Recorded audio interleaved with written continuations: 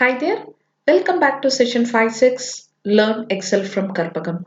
In this video, I'm going to show you how to use Network Days International function in Excel. Let's get started. When you look at the existing worksheet, I have decided to put up the conference during the year 2020 during the month of June 5th and 6th. In order to host the conference, I have got certain activities called as a taskmaster here.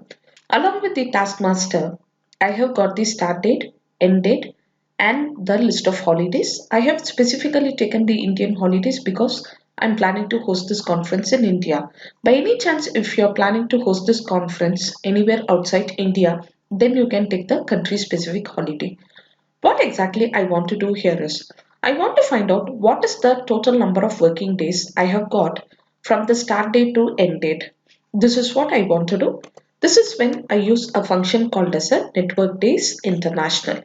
You might be wondering what is the difference between network days and network days international.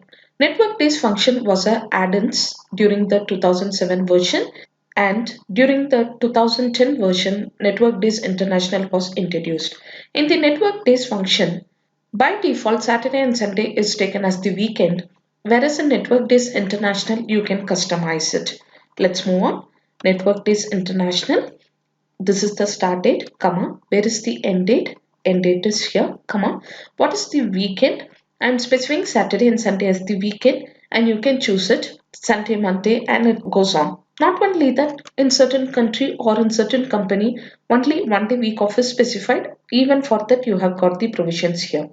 Once you have done that, move on to the next one.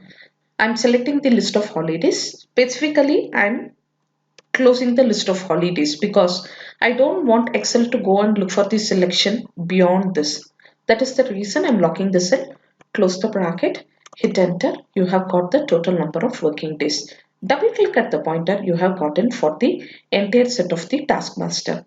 See, for example, deciding on a theme, I have got starting date from 2nd of Jan to 13th of Jan.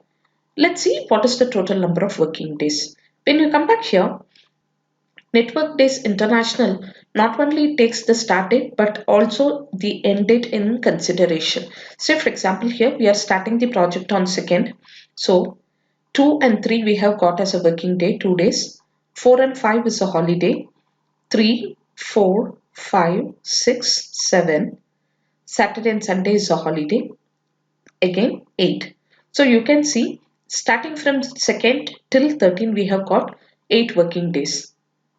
And let's move on to the second one, see how this works. In assembling my A team, I have got the start date as 14 and the end date as 15. In between 14 and 18, we have got a holiday here. Let's see.